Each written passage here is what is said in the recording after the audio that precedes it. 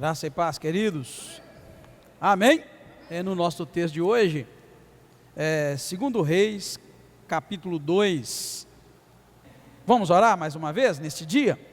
Muito obrigado, Pai, por este lindo dia e pelo momento que nós estamos agora passando na Tua casa.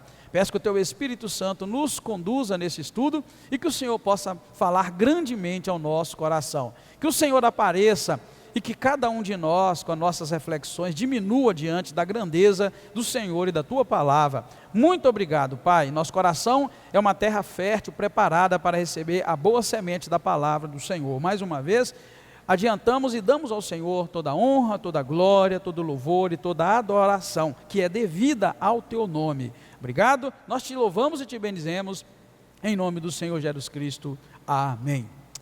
Amém, queridos, pode sentar. É um texto bonito, não havia como nós estudarmos o capítulo 3, então vamos por passo, o capítulo 2, que é muito bonito e que vai começar mostrando para nós Elias sendo levado ao céu, num carro de fogo, uma carruagem de fogo, e os cavalos também desta carruagem eram de fogo, então foi algo muito sobrenatural, algo tremendamente espiritual, o que aconteceu com ele. E na segunda parte do texto nós vamos ver assim, bem conectado uma parte com a outra, Eliseu, que vai ser o sucessor de Elias. Eliseu vai assumir o lugar de Elias, lembrando que lá atrás Deus já havia falado para Elias: olha, Elias, você vai agora e vai ungir Eliseu, profeta, em teu lugar. Então foi algo muito direcionado, algo escolhido por Deus, e Deus ordenou que Elias ungisse Eliseu, logo depois daquela confusão que Elias arrumou naquela fuga louca que ele teve de Jezabel.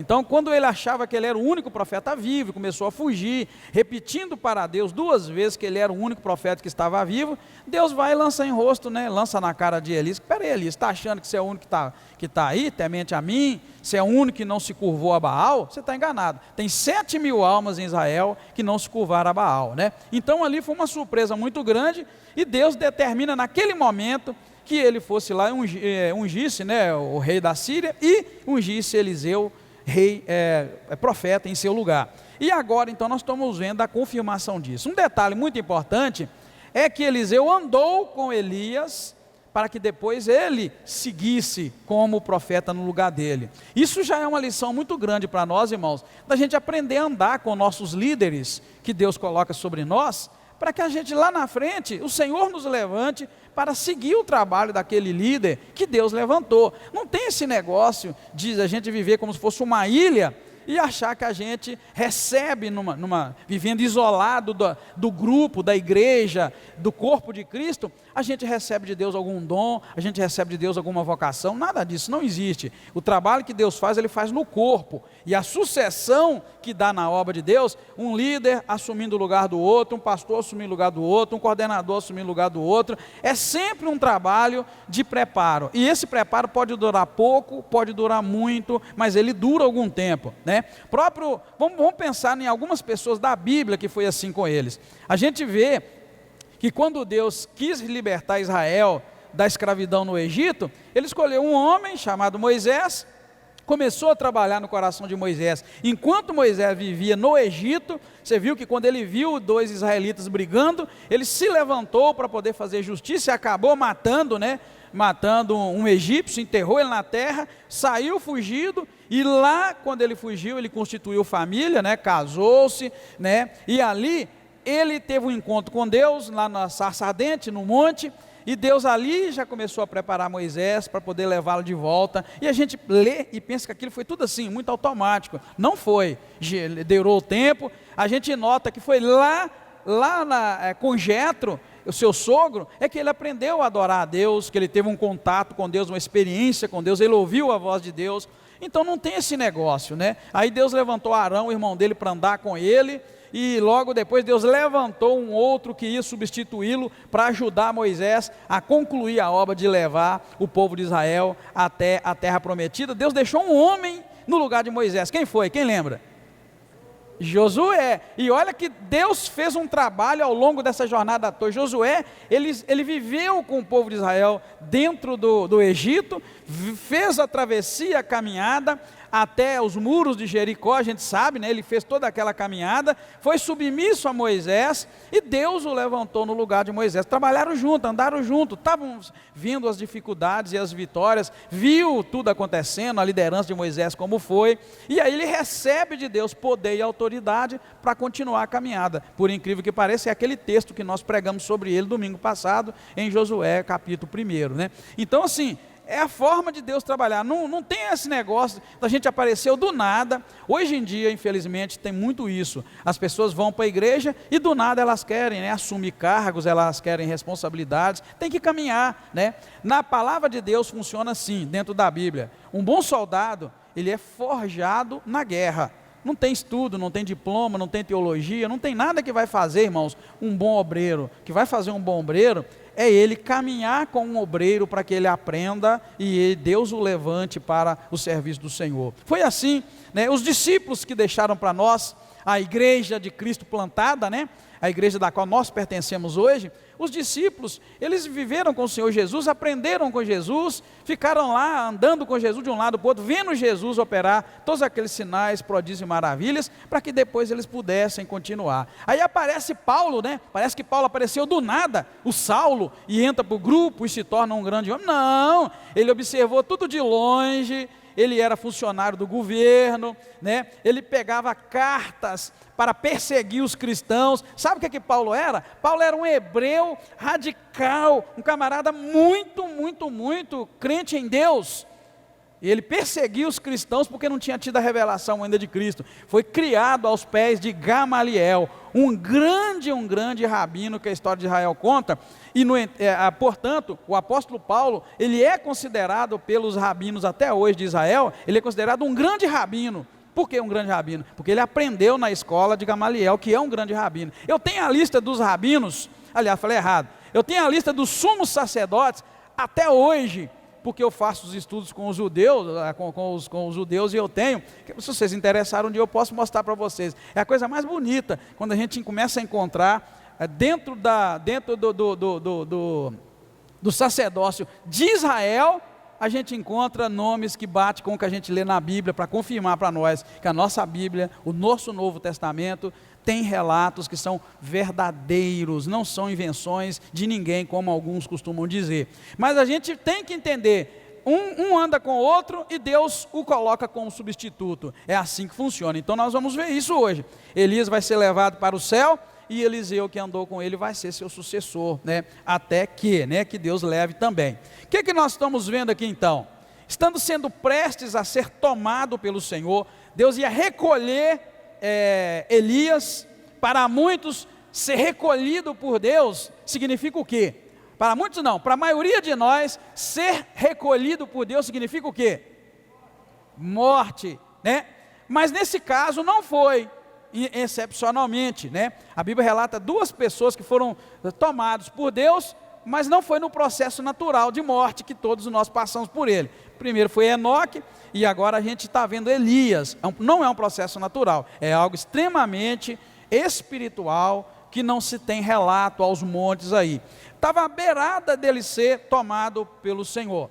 Então Elias havia sido avisado disso, sabia muito bem, e para surpresa nossa, Eliseu também sabia. Ele era profeta, Eliseu também sabia. E mais incrível ainda, é que todos os homens que eram discípulos de Elias, isso quer dizer que naqueles tempos havia uma escola de profetas, tá, em Israel, já era o culto a Deus já estava tão estruturado, que agora já não era mais como antigamente, né, aquela coisa muito isolada, já tinha escola de profetas. Esses homens eram discípulos de Elias, no caso, aprendizes de profeta.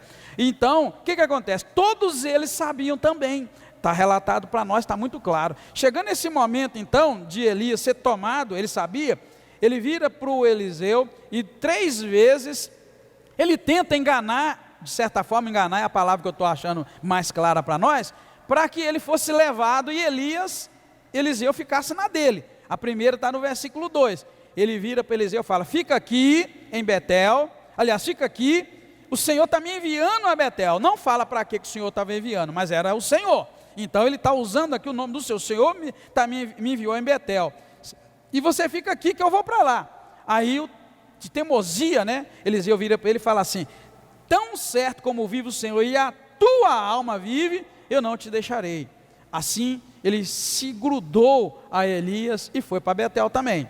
Aí os discípulos dos profetas, está vendo? Existia vários discípulos de profetas, certo? Discípulo é um aprendiz, então, está claro, né? Esses profetas de Betel, esses discípulos, aliás, viram para Eliseu e vai falar para ele: ô Eliseu, você sabe que o Senhor hoje, está vendo? Hoje vai levar o teu mestre e vai levar sobre a tua cabeça, ou seja, ele vai pegar o seu mestre e pum, vai levar ele para cima. Ele vai e responde assim, irmãos, olha, sim, eu sei, mas cala a boca, todo mundo, não fala nada comigo, não quero ouvir. Olha que teimosia legal, né? Ele fala, sim, mas calai-vos. Você imaginou, você chega perto de alguém e fala, ó, você sabia que o teu mestre, né, o Elias, vai ser tomado debaixo da tua cabeça, o Senhor vai levar ele? Ele fala, sim, eu sei, mas cala a boca. Só isso, irmãos, é uma coisa assim meia seca e todo mundo entendeu. Ou seja, eu não quero falar sobre isso, eu sei. Então ele sabia, Deus havia mostrado para ele também. Aí o Elias, não contente com isso, vai para a segunda tentativa, que é no versículo 4, fala a mesma coisa: olha Eliseu, fica aqui, porque o Senhor me enviou para Jericó. Outra vez ele não fala por quê, mas falou que o Senhor enviou. Aí você pode pensar assim, será que ele mentiu o nome do Senhor? Será que o Senhor levou ele mesmo? Será que ele está falando que foi em alguma missão? Não importa, mas ele está usando o nome do Senhor. O Senhor me enviou a Jericó. E fala, fica aqui, e ele vai dar a mesma resposta: tão certo como vive o Senhor e vive a tua alma, eu não te deixarei. E assim eles foram para Jericó. Aí os discípulos dos profetas que estavam em Jericó, olha que tanto de profeta, irmão, de discípulo, tá? Discípulo em Betel, discípulo em Jericó. Essa palavra que aqui é traduzida por filho, é a mesma que eles traduzem por discípulo, porque, na verdade, o relacionamento profeta e seus seguidores, o relacionamento de um mestre com seus seguidores, era o relacionamento de pai e filho, era algo muito sério e muito levado a sério. Até hoje, nas religiões orientais, né, não na nossa ocidental do lado de cá, o relacionamento de um discípulo, ele é um relacionamento de pai e filho. Eles levam o filho e entrega lá para o sacerdote, para o monge, entrega lá, enfim, para aquele líder religioso, e o filho é entregue e dado como um filho. Então essa tradução, ela é levada a filho, é levada a discípulo, porque o termo discípulo para nós não tem nada a ver. Para nós discípulo é uma pessoa que segue, e na verdade segue mal igual nós seguimos, vamos ser sinceros, né, irmãos? Nós vamos falar de nossa igreja e de muitos que a gente conhece. A gente fala que é discípulo do Senhor e segue muito mal o Senhor. A gente fala que é discípulo do pastor tal, do fulano tal, mas segue ele muito mal. E esse termo discípulo para nós é muito mal entendido, por isso a gente entende do jeito que pode, mas lá era exatamente assim. Um bom exemplo de que nas religiões orientais e aquelas regiões, todas aquelas regiões das quais nós estamos nos referindo, no termo bíblico, um bom exemplo de uma criança que foi dada como filho para um líder religioso, irmãos vão lembrar na Bíblia, quem foi? Samuel. Então o que eu estou falando, eu estou trazendo um conhecimento geral, tanto que eu citei monges, né, sacerdotes, por isso, porque passou para lá, do mar Mediterrâneo para lá, da Ásia toda, o termo ali, discípulo, ele chega a esse nível. Né? Eu não vou fazer propaganda aqui porque não é a nossa intenção, mas dentro do budismo, por exemplo, isso é muito comum. A pessoa se torna um monge budista, ele vai nas religiões da Índia, a criança vai para lá nova e ela é tratada como um filho, e é um filho, considerado um filho, porque a mãe não está nem aí mais, né? Só vai lá visitar e levar roupinha, igualzinho Ana levava para Samuel. Então essa é a profundidade que não está errado, tá, irmãos? Tanto que eu trouxe a minha Bíblia hebraica outra vez, para ler um versículo com os irmãos depois, para vocês verem que aqui fala de um jeito, mas a verdade ela está envolvida em muitos outros significados que para nós é difícil, tá? Por isso que é importante, tá, irmãos, quando ler e estudar a Bíblia, a gente não só estudar a letra que está escrita, mas ler as outras possibilidades de tradução que a gente tem, quanto mais próximo do original melhor, e também entender a cultura, né? Entender a cultura. a questão da escola, então, da escola de sacerdotes aqui, ela é tão forte, mas tão forte, que os irmãos vão ver lá, na hora de fazer, no capítulo 6, que vai fazer o machado flutuar. Era que esses discípulos, que são os filhos, na outra tradução, dos profetas, precisa de construir uma casa, e vão construir a casa. Quando vai cortar a árvore, o machado era emprestado, cai na água, e Eliseu vai operar um milagre, né, fazer o machado flutuar. Mas é isso, viu, pastor Marcelo, não está nada errado, e pode entender como filho, porque é de fato o relacionamento, né, de filho, que aqui está dizendo respeito à palavra de Deus, tá bom? É isso, viu, queridos? Então, seguindo aí, o que vai acontecer? Outra vez, mais um grupo desses discípulos dos profetas vão chegar e falar a mesma coisa. Você sabe que o seu Senhor hoje vai ser levado diante de ti? E ele responde a mesma coisa: sim, eu sei, mas fica calado, eu não quero conversar sobre isso. Aí vem a terceira e última vez que Elias vai dizer para ele: ó, fica aqui, que o Senhor me enviou ao Jordão. Ele, porém, disse: tão certo como vive o Senhor e vive a tua alma, eu não te deixarei. E assim eles foram os dois para o Jordão. E aqui é a última vez, né, que Elias vai tentar falar alguma coisa, e ele vai ser levado desta forma, né, levado pelo Senhor. Então, ele, sabendo disso, né, Eliseu não desgruda de Elias por nada, irmãos, até que ele vê a cena de Elias sendo tomado pelo Senhor. E quando ele vê, antes de ver, na verdade, ele faz um pedido para Elias, e esse pedido é concluído na vida dele, né? Os 50 homens, então, que viram a cena de 50 e mais, né, que viram a cena bonita dele atravessando o Jordão, vão ver Eliseu voltando, e vão ver ali uma confirmação do chamado de Eliseu. Então, o que acontece? Elias pega a sua capa, versículo 8, para atravessar o Jordão. Ele dobra a capa, e ele vai, bate a capa na água, a água do Jordão abre, e eles passam a seco. Mas lá do outro lado, então, Elias vai virar para Eliseu. Olha bem, o Elias vai virar para Eliseu e vai falar assim: pede o que você quiser que te faça, antes que eu seja levado para longe de ti.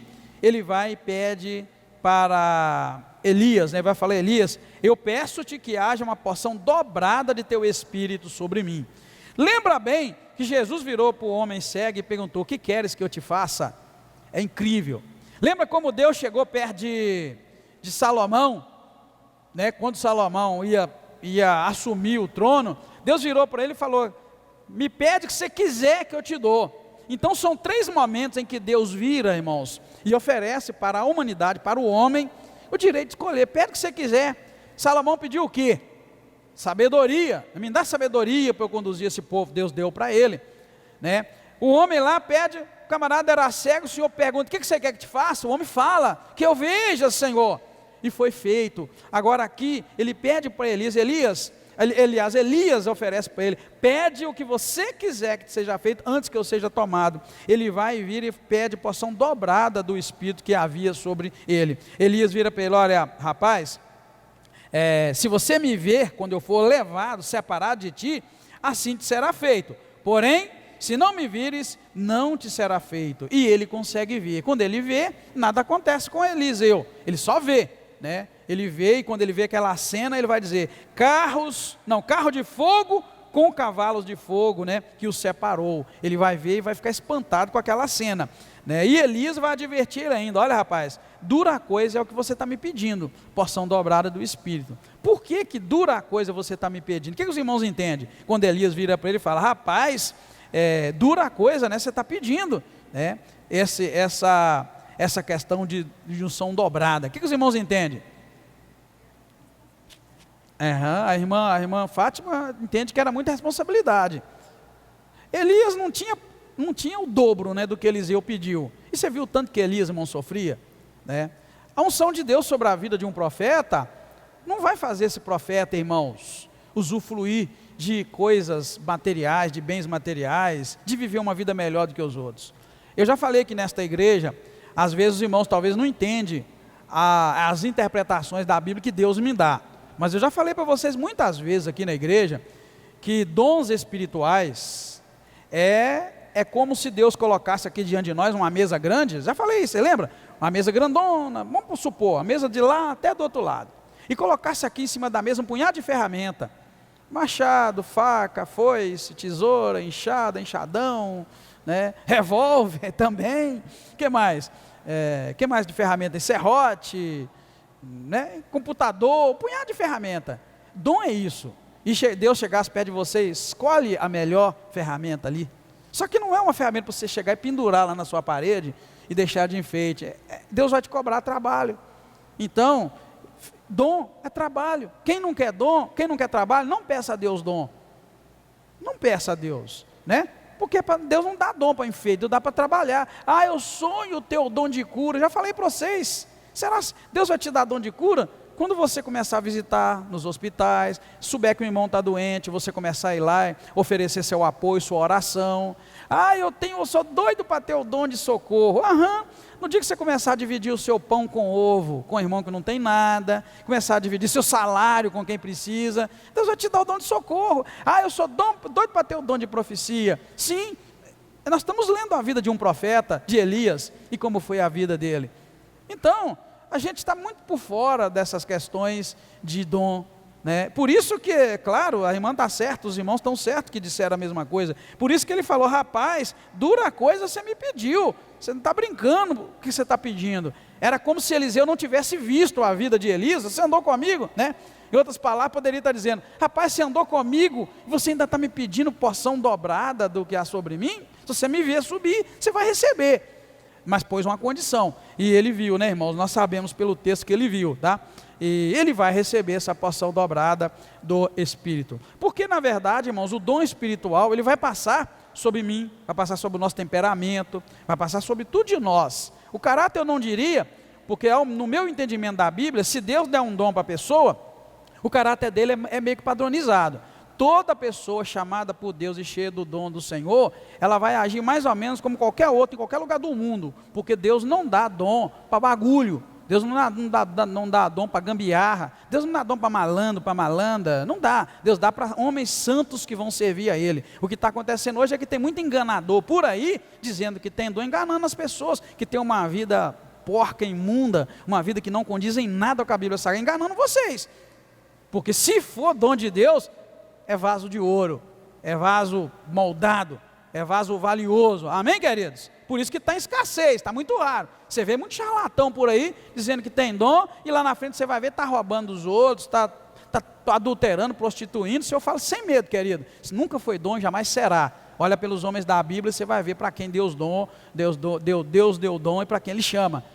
Repito, é homem cujo caráter, é mulher cujo caráter foi moldado pela palavra, um homem ou mulher que foi transformado. Bagulho já era, não se deixe enganar, tá bom? Você vai ver pelas pessoas que o Senhor escolheu e deu para eles dom, deu para eles ministérios. Isso é regra, é padrão. Então por esse lado é padrão. Agora, a questão do temperamento é muito individual, cada um tem seu temperamento. Repito, no Novo Testamento nós temos um exemplo. Pedro tinha um temperamento muito explosivo, João já era mansidão em pessoa, cada um tem o seu estilo, e o Senhor, o Espírito de Deus vai respeitar isso. Agora, repito, caráter não, caráter é igual, mau caráter não recebe dom de Deus, e nem vai atuar no dom de Deus. Se você souber de algum, pula fora, está te enganando, está te roubando, e não é homem nem mulher de Deus, é muita bandidagem envolvida, que eu aproveito o momento para dizer para vocês, que foi o momento dessa transição, em que um profeta chamado Elias vai agora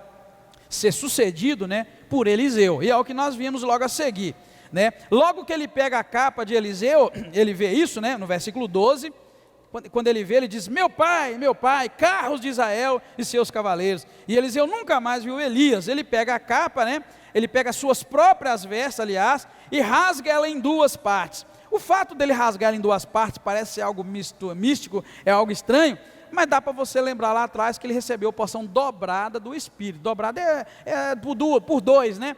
O fato dele rasgar essas vestes pode significar isso, mas também não quer dizer que seja. Só para os irmãos assim começarem a pensar. Aí ele pega a capa de Elias, ele voltando, ele pega essa capa de Elias, o quê? Ele vai e bate com ela nas águas, e as águas vão se abrir. Porém, quando ele bate, a gente ainda vê que havia ali um certo suspense e talvez, sei lá, se era dúvida da parte de Eliseu, não importa. Mas ele não clama pelo Deus dele. Ele vai e fala: onde está agora o Senhor, Deus de Elias? Sei lá, né? Ele bateu nas águas e esperava que as águas se abriam, né? Certamente, mas ele clamou pelo Deus de Elias. Não era o Deus dele, era o Deus de Elias, era o Deus do mestre dele, né? Que ele seguia. E Deus vai fazer o quê? Vai abrir as águas, como abriu da outra vez, ele vai passar em seco. Aí os discípulos, os profetas que estavam lá, vão ver e entenderam na mesma: opa, o espírito que estava sobre Elias está sobre Eliseu. Agora nós temos esse Eliseu que vai seguir fazendo o trabalho de Elias. E aí logo eles já vão trazer um primeiro problema. O primeiro milagre que Eliseu opera é abrir as águas. O segundo já está logo em seguida. Nós vamos ver 3 milagres aqui que ele vai fazer. O segundo é: quando eles viram que as águas se abriram, aí esses 50 servos vão chegar até Eliseu e vai pedir para ir lá buscar o corpo de Elias. Ele vai falar: não vai, vocês não vão encontrar. Mas eles insistiram tanto que ele ficou aborrecido. Versículo 17 diz assim, que eles insistiram com ele ao ponto de aborrecê-lo. A gente vai ver que Eliseu tinha um temperamento, né, que Deus respeita, estranho. Ele ficou aborrecido. O que vocês entendem de como ficar aborrecido? Só que ele ficou aborrecido e falou: vai. Era um camarada meio, sei lá, como você vai interpretar. Mas ele já demonstra no início do seu ministério aqui, que ele é um camarada meio que, em alguns momentos, um pouco explosivo. Não chega a ser igual a Eliseu. Mas olha, os camaradas aborreceram e falou: vai. Ele poderia ter falado qualquer outra coisa: não adianta vocês irem, porque vocês não vão encontrar, Deus levou. Não, ele ficou aborrecido e falou: vai. Eles foram. Procuraram 3 dias e não encontraram. E quando voltaram, eles disseram para ele: olha, é o seguinte, não encontramos. Ele falou: você não devia ter ido, mas vocês foram. Aí aí vai aparecer o segundo milagre. Eles vão falar para ele: olha, Eliseu, essa cidade é uma cidade boa, bem estruturada, bem situada, mas aqui as águas são ruins e as terras são estéreis, não produz nada. Essa terra planta e não nasce nada. Ele vai e opera o segundo sinal, né, maravilhoso. Ele vai então pedir para eles trazerem uma tigela e colocar sal dela. Eles trazem a tigela com sal. Ele pega essa tigela com sal e vai até o manancial das águas, despeja o sal naquela água e diz: sarei estas águas, jamais causarão morte nem esterilidade. E a Bíblia relata que as águas daquele lugar ficaram puras até ao dia que este texto foi escrito, ao dia de hoje, né? Conforme a palavra que Eliseu fez. Você vê aí, segundo sinal maravilhoso. Primeiro ele abre as águas do Jordão, batendo a capa, né, de Elias, e agora ele vai e transforma águas ruins em uma terra que era estéril, numa terra boa. Os discípulos, vendo isto, logo já entenderam: opa, esse camarada está confirmado como profeta. De fato ele é um homem cujo poder vem de Deus. Nós vimos, ele é um camarada que vai seguir os passos do Elias, que era o nosso, né, líder, o profeta líder. Aí vai surgir o terceiro sinal miraculoso. O que vai acontecer? Quando eles estavam já a caminho, estavam caminhando, né, subindo para Betel, vai acontecer que alguns meninos, alguns rapazes, a outra tradução vai dizer, vão zombar de Eliseu e vai falar assim para Eliseu: sobe careca, sobe careca. Irmãos, mostra que o temperamento de Eliseu era meio estranho, né? Era muito estranho. Ele levou aquilo mal, né? Isso aí, se fosse uma criança hoje, chamaria de quê? Se fosse uma criança, fosse humilhada assim, qual a palavra que eles dão para ela? Seria um bullying numa criança, né? Adulto não, né? O que acontece, irmãos?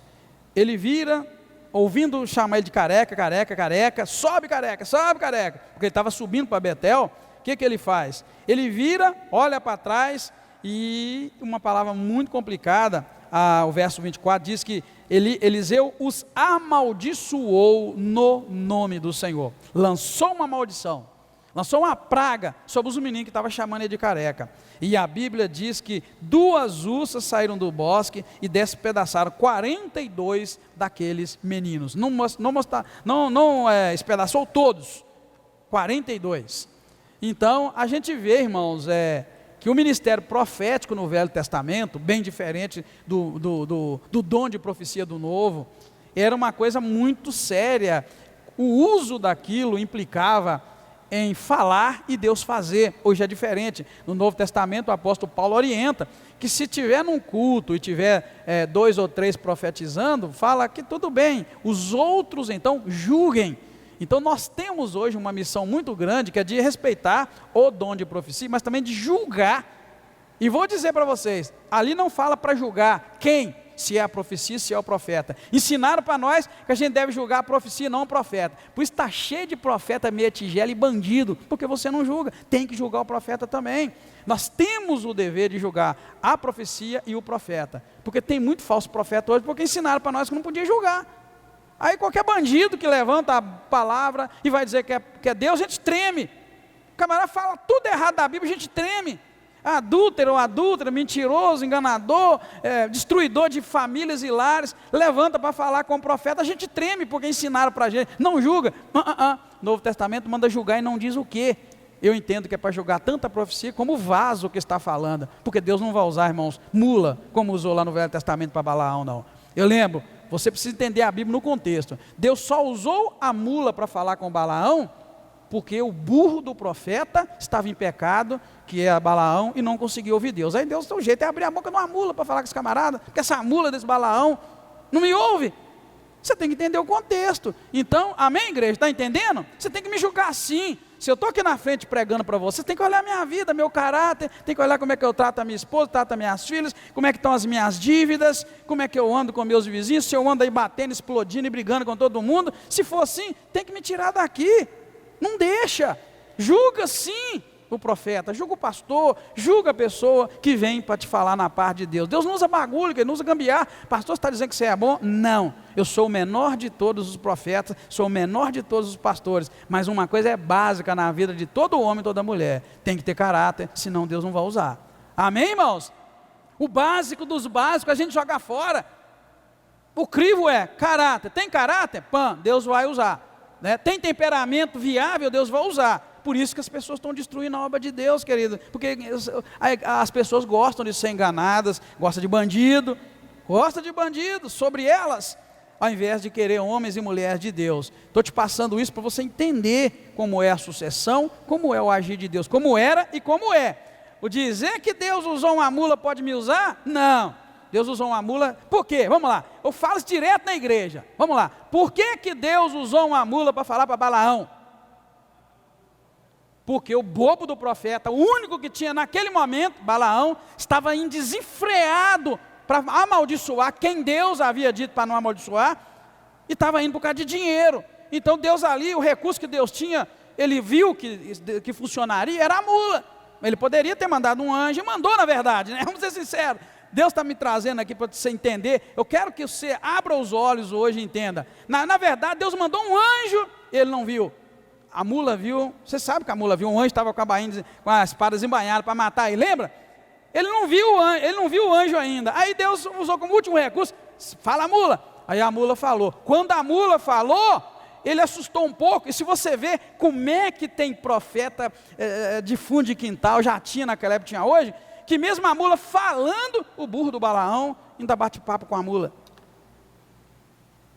Ô querido, me perdoa quando eu falo burro de Balaão, porque era um profeta de Deus, mas era um profeta caído, já é como Jesus disse, vós sois o sal da terra, mas se o sal perder o sabor, para mais nada serve, senão para ser pisado pelos homens. É isso que estava acontecendo com Balaão, querido. Balaão já estava perdido, já não tinha mais nada que oferecer, já não era mais modelo, não era exemplo, entendeu, irmãos? O anjo estava lá e não viu, aí Deus vai, manda a mula falar, e talvez Deus pensasse, né, a mula falando, esse camarada vai entender. Não, ele discute com a mula ainda. A mula fala, mas você não notou, rapaz, que eu nunca fiz isso com você, aí eu parei agora e tal, e ele te amando, aí ele vê, quando ele vê o anjo, a coisa muda, e mesmo assim ele ainda segue o seu caminho e peca. Para os irmãos entenderem, queridos, a seriedade que é, e eu estou trazendo aqui as atitudes de um profeta no Velho Testamento, que são misteriosas, mas era assim. Depois de Cristo tudo mudou, já não é assim, né? Chega ao ponto lá de Jesus entender e explicar para os seus discípulos que ele não veio para destruir ninguém. O Espírito que reinava sobre Cristo é o mesmo, tem que reinar sobre nós, né? De amor, de paz, de longanimidade. Então o que vai acontecer? Outro detalhe que eu quero que os irmãos entendam é é uma das razões pelas quais pode ter levado Eliseu a amaldiçoar esses meninos. Bem, quem pode ler o versículo 23 aí da sua Bíblia, se estiver diferente do meu? Assim, o meu diz assim, verso 23: então subiu dali a Betel. Indo ele pelo caminho, alguns meninos saíram da cidade e zombavam dele, dizendo: sobe careca, sobe careca. Tem alguém que diz diferente? Calvo. Mas a única diferença é essa, não é? Isso aí é bom. Agora, gostaria que alguém fosse lá em 1 Reis, aliás, desculpa, 2 Reis mesmo, capítulo 1, versículo 8, e lesse o versículo 8 na sua Bíblia. Tá bom, irmãos? Você vai voltar um pouquinho, capítulo 1, versículo 8. Lê para mim, quem puder. A dele não fala um homem com vestimentas de pelos, mas peludo. É porque é isso que eu queria que vocês entendessem. A Bíblia de Israel, a Bíblia hebraica, desculpa, deixa eu corrigir, né? A Taná, que é o Velho Testamento do povo de Israel, diz muito parecido com o que o ninja leu. E eles lhe disseram: é um homem de cabelos compridos. E o dele falou um homem peludo, e não com vestimentas de pelo. Hein? Faz bem diferença, tá, irmão? Um homem com vestimentas de pelo, pode ser que ele estava usando um casaco de pelo, uma bata como se usava antigamente de pelo de algum animal. Há uma diferença muito grande. Tá vendo? A minha tradução aqui da Bíblia cristã que eu estou lendo, fala assim: era um homem com vestimenta de pelos. E o resto está tudo igual. Mas a Bíblia hebraica, que traz a palavra dentro da melhor tradução, fala que eles disseram que era um homem de cabelos compridos, muito parecido com um peludo. Era a tradição, né? O cabelo era um meio de proteção. O que eu quero dizer para vocês? É só para você pensar. Eliseu era discípulo, seguia Elias, estava olhando para um homem cabeludo o tempo todo. E vem alguém e chega: sobe careca, sobe careca. Vocês entenderam, querido, como é que... Por isso que eu desafio você, te incentivo a ter um tempo na sua vida, porque eu sempre tive. Talvez vocês vão pensar: pastor, você fala isso porque você vive tempo integral para a obra. Não, irmãos, eu vivo tempo integral da obra depois que eu vim para essa igreja, e essa igreja me proporcionou isso. Eu sempre trabalhei, e duro, 14 horas por dia, mas sempre tive um momento no meu dia para ler a Bíblia e acompanhar a leitura com as outras traduções. Quando você vê por esse contexto, que a tradução vestimenta de pelo não é exatamente o que a Bíblia original diz, que ele era peludo, cabeludo, e ele andou com um homem cabeludo a vida inteira. Ele foi perdendo o cabelo igual eu, assim, talvez, né? Igual alguns irmãos aí, que eu não vou citar o nome porque vai sair no vídeo. Você sabe que se andar com uma pessoa o tempo todo assim, e de repente você recebe porção dobrada do Espírito, foi de repente, foi agora, irmãos. Ele voltando, ele abriu um rio, né? E logo depois as águas tava água ruim e a terra não era produtiva. Ele fez um milagre, o tempo ficou bom, a água ficou boa, todo mundo satisfeito. Aí ele vai seguindo o caminho para Betel, encontra um bando de jovens lá. Sabe esse jovem que fica para a rua ali, nos rolezinhos, acho que a palavra melhor é, andando, zanzando por aí. Aí vira para ele e começa a falar: sobe careca, sobe careca, sobe careca. Você já viu o que é? Um bando de menino, 42 morreram. Então você põe mais uns 10 aí, 52, sobe careca, sobe careca, sobe careca. Ô rapaz, você está cheio de poder, você está cheio de unção, você abriu um rio para atravessar, você transformou a água ruim de uma cidade inteira, você transformou em água boa. Você vai brincar com um camarada desse, querido, dentro de um contexto do Velho Testamento? O camarada se sentiu humilhado, envergonhado. Eu andei a vida inteira com um cabeludo, agora eu tenho mais poder do que o cabeludo, e esses camaradas vêm me chamar de careca. Estou só deixando isso, irmãos, que para muitos de nós possa significar até hoje, mas a partir de hoje eu tenho certeza que o Espírito Santo de Deus vai mudar o seu entendimento. Até então era uma coisa insignificante chamar o outro de careca, né? Mas na verdade mexeu com o homem, mexeu com a pessoa, mexeu com algo que doeu, que foi profundo. E naquela época o profeta falava e acontecia, não tem nada a ver com hoje.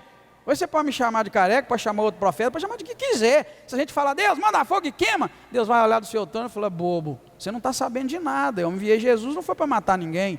Eu enviei Jesus, é para Ele salvar, e o seu Espírito é o mesmo. Hoje, nós não temos porção dobrada do Espírito que havia em Cristo, mas nós temos do mesmo Espírito que havia em Cristo. Então hoje, mandar Deus mandar fogo do céu, é perder tempo.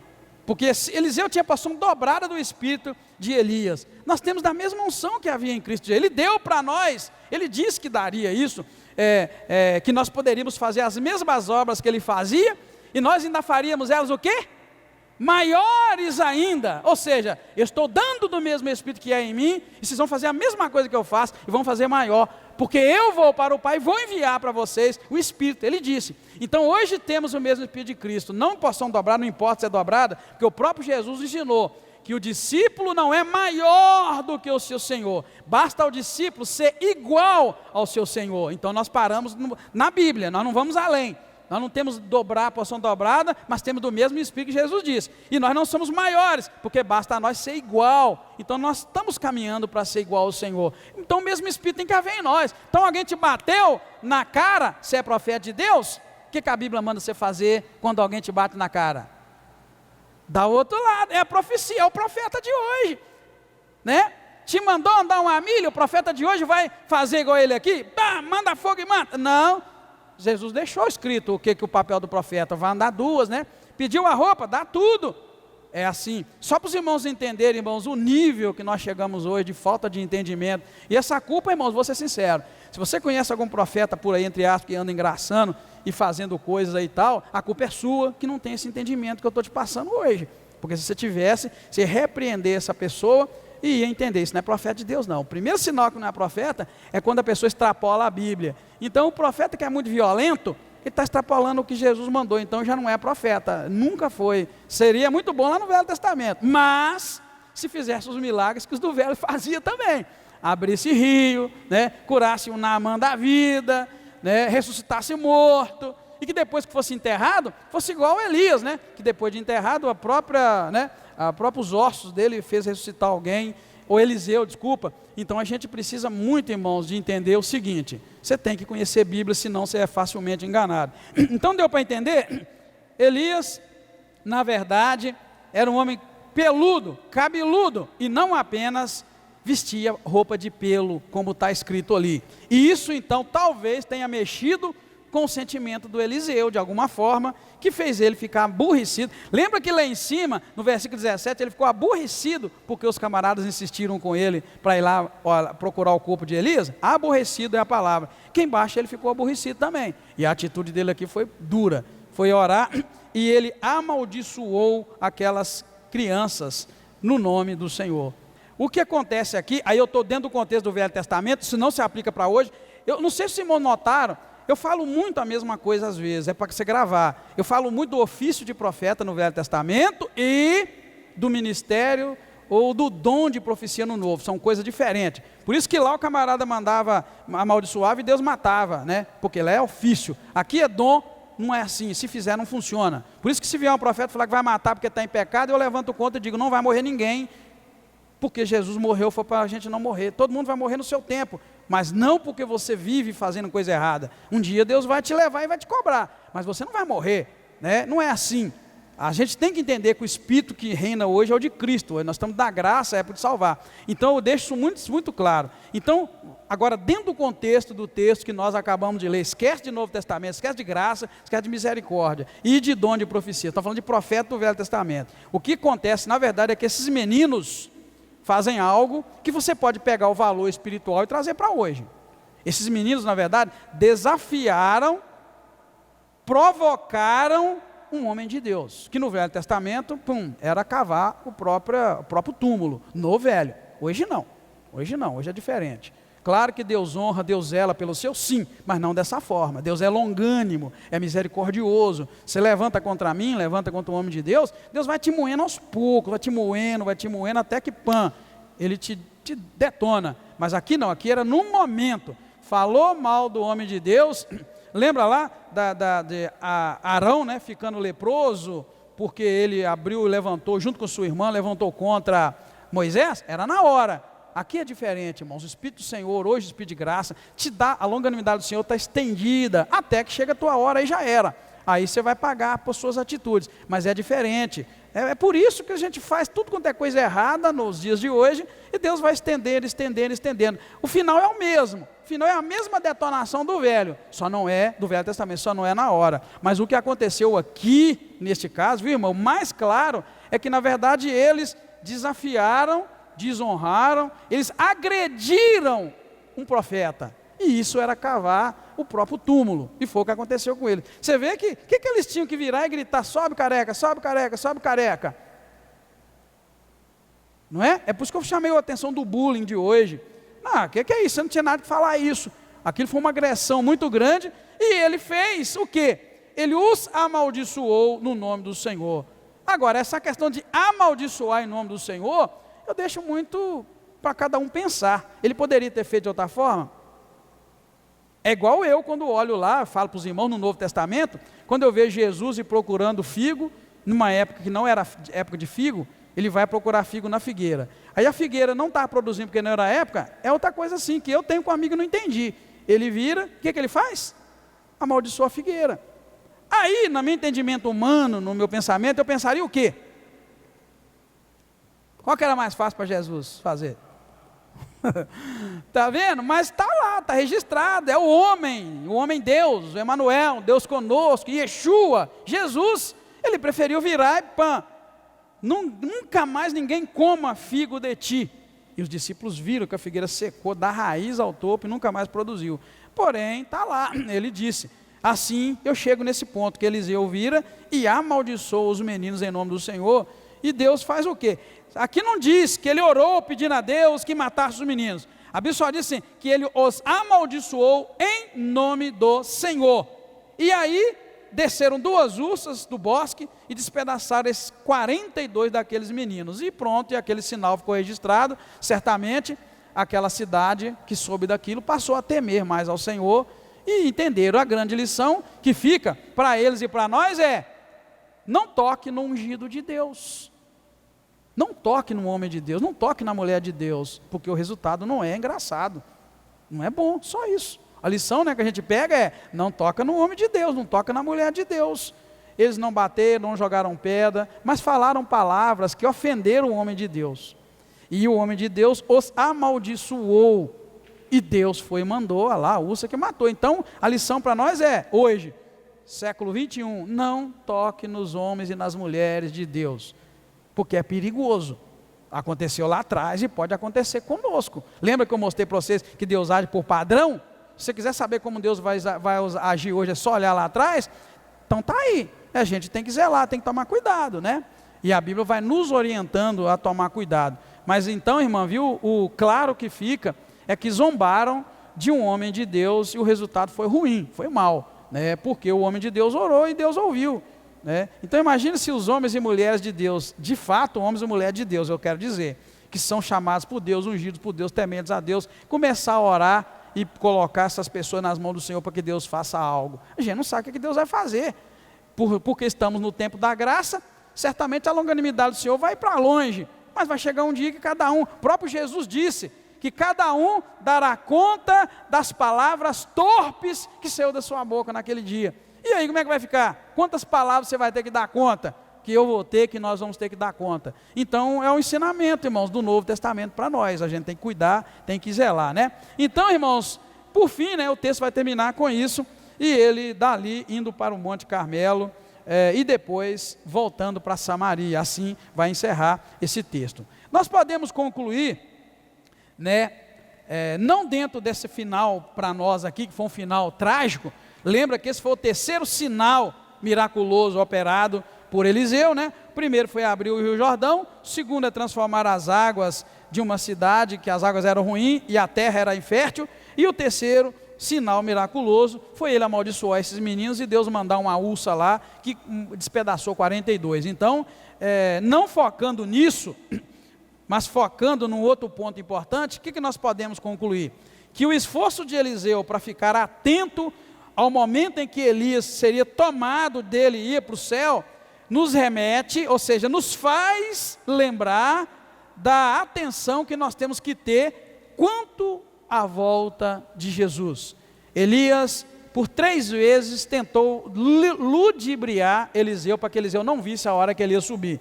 E Eliseu foi enjoado, colado, sabe aquela pessoa cola, não, eu não vou te deixar, eu vou ficar junto com você. Então essa mesma insistência, essa mesma atenção, porque Elias fala, se você me vir sendo levado para o céu, você vai ter porção dobrada, e ele viu. Então essa mesma atenção, irmãos, nos faz o quê? A ficar atentos ao momento em que Jesus disse que ele ia voltar. Ficar atento igualzinho Eliseu ficou.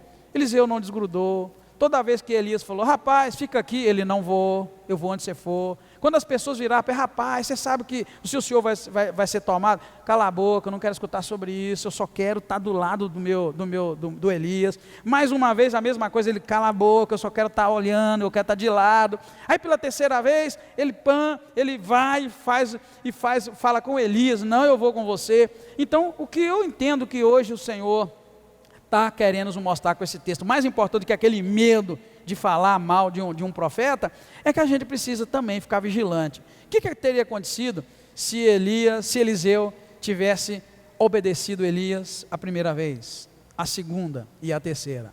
O que teria acontecido se ele tivesse dado ouvido ao que os discípulos ou filhos dos profetas disseram para ele, para atormentar a cabeça dele? Não, irmãos, ele foi duro, curto e grosso.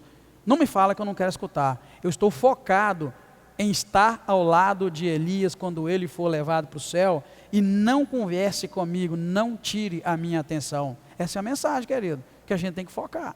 Quantas vezes, irmã, quantas vezes você é desfocado de Deus e da grande verdade que Jesus vai voltar qualquer dia, qualquer hora? Quantas vezes o trabalho, o serviço, a falta de dinheiro, ou muito dinheiro, né?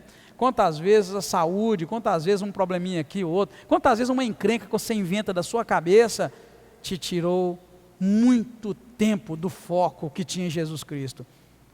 São as coisas que o inimigo usa para nos desfocar. Infelizmente muita gente hoje está desfocada. Muita gente hoje está desfocada, né? E o que vai acontecer? Então a gente precisa prestar atenção, né? Temos que ter atenção quanto à volta de Jesus, que também vai vir do céu, assim como Eliseu subiu, e assim como o Elias subiu, e Eliseu viu ele subindo para o céu, Jesus vai descer de lá também, e a gente tem que estar focado da mesma forma, a gente tem que só ficar atento, essa é a questão. Fiquemos vigilantes, porque nós não sabemos nem o dia e nem a hora que Jesus vai voltar. Assim como Elias sabia que ia e tentou enganar Eliseu, e Eliseu sabia que ele ia, e ele só sabia que não podia perder aquele momento. Ele só sabia que não podia perder, e ele estava disposto a tudo. Você tem que entender também, Jesus vai voltar a qualquer hora, e eu não posso perder aquele momento. Porque se ele voltar e eu não prestar atenção, fico para trás. E você precisa hoje estar atento. Então, queridos, vamos pensar, o que está te desviando, te desfocando? O que eu quero desviar e desfocar? Se você não tiver mesmo ligada nesse evento da volta de Cristo, você está desfocado. Por isso que o Senhor disse que naquele dia muitos estariam dentro de casa, no telhado, no campo, um seria tomado e o outro ficaria. Não é que Deus vai escolher um e deixar o outro assim, matematicamente, não. É que a coisa seria tão pessoal que um ia ficar e o outro ia. Não tem esse negócio de mamãe é crente, eu vou para o céu porque mamãe e papai é crente, porque o pastor é crente, eu vou. Não, eu estou numa igreja que o pastor é crente, eu vou. Não, é pessoal, isso que Jesus estava dizendo. Um vai ser tomado e o outro vai ficar, quer dizer que um não leva o outro, cada um vai por si. E esse foco que Eliseu tinha, tem que nos fazer lembrar que hoje o nosso foco tem que estar em Cristo. Como? Uma vida santa, uma vida reta, uma vida literalmente dedicada ao Senhor, sem distração, tá? Sem nada distrair, porque as coisas deste mundo, elas são para nos distrair. Tem muita gente hoje que está pensando nas festas, nas farras, nos eventos. Tem gente que dá mais vigor seu para questões de problema do que para adorar a Deus, para estudar a palavra de Deus. Tem gente que deixa de orar por causa de um problema. Tem gente que deixa de ler a Bíblia por causa de um problema. Tem gente que deixa de vir à igreja por causa de um problema. E aí? Essa pessoa está focada? Não. Ou está 100% focado, ou então já está desfocado. Então, queridos, é a lição, né, de Deus, a grande lição do Senhor. Fiquemos vigilantes, porque nós não sabemos nem o dia, nem a hora que Jesus vai voltar. Assim, e olha o incrível, voltar de cima. Então, nós temos que estar atentos que ele vai voltar de lá. Eliseu tinha que estar atento cá, no Elias, porque Elias ia ser levado para cima, e ele tinha que ver. Ele tinha que ver a hora que ele ia ser levado.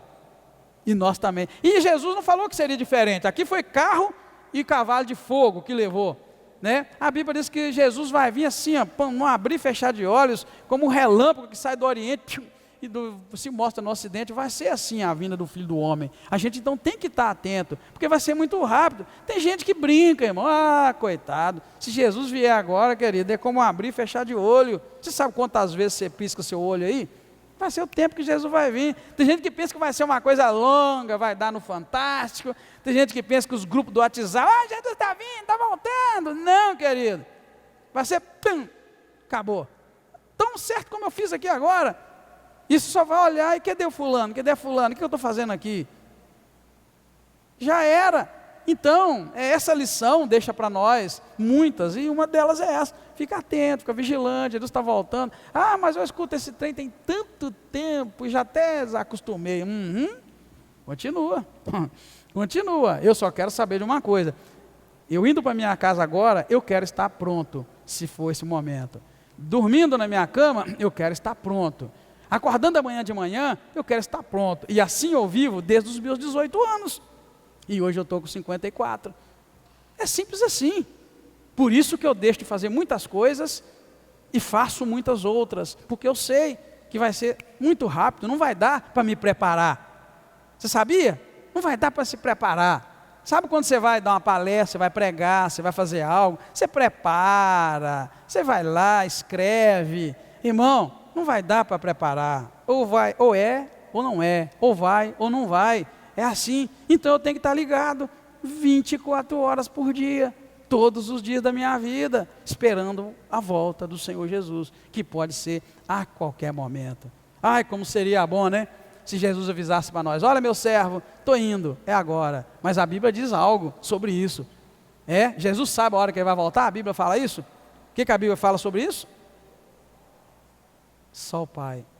Então, querido, nem ele. Agora, uma coisa eu te garanto, com certeza, que assim como nos tempos antigos, antes de Deus destruir a terra inteira, ele falou com Noé que ia fazer isso. Antes de destruir Sodoma e Gomorra, ele falou para alguém que ia destruir. Lembra quem ele falou? Falou para Abraão, que intercedeu por Ló e tal, e Deus ouviu. Então, querido, o que eu te digo? Também, quando estiver chegando aquele dia, o Senhor vai fazer todos os seus servos em toda a face da terra chegar assim e dizer: está chegando a hora, para a gente ficar de orelha em pé, para a gente ficar de barba de molho. É o que a gente tem visto hoje, só que a gente pensa que está demorando. Mas um dia para o Senhor como 1000 anos, e 1000 anos para o Senhor como um dia. Talvez tenha passado só alguns segundinhos no relógio de Deus, e todo mundo está pensando que a gente vai ter mais 1000 anos pela frente. A gente não olha os sinais, a gente não quer saber de nada, a gente não quer adorar a Deus, não quer servir, não quer seguir o desígnio de Deus, a vontade de Deus. Então, muitos têm sido pegos de surpresa, e eu não quero ser pego de surpresa. E te digo, cuidado, não queira também ser pego de surpresa naquele dia, pode ser qualquer hora. Amém? Obrigado, Pai, te agradeço imensamente por essa 1h30 que nós passamos aqui, cantando louvores ao teu nome, e lendo e estudando minuciosamente a tua palavra. Que os aprendizados de hoje nós levemos para a nossa vida, para aplicá-lo primeiro em nós, depois aplicá-lo na vida das pessoas que o Senhor nos permitir. Obrigado, Pai, por cada vida que aqui está. Obrigado pela disposição, pela alegria de buscar ao Senhor. Eu te louvo, te agradeço e peço que o teu Espírito Santo seja derramado sobre cada vida para a ministração da grande obra salvadora de Cristo Jesus, o nosso Senhor. Obrigado, leva-nos em paz, é o que te pedimos agradecidos, em nome do Senhor Jesus Cristo. Amém. Obrigado, queridos, vai na graça de Deus, tenha uma boa semana, em nome de Jesus.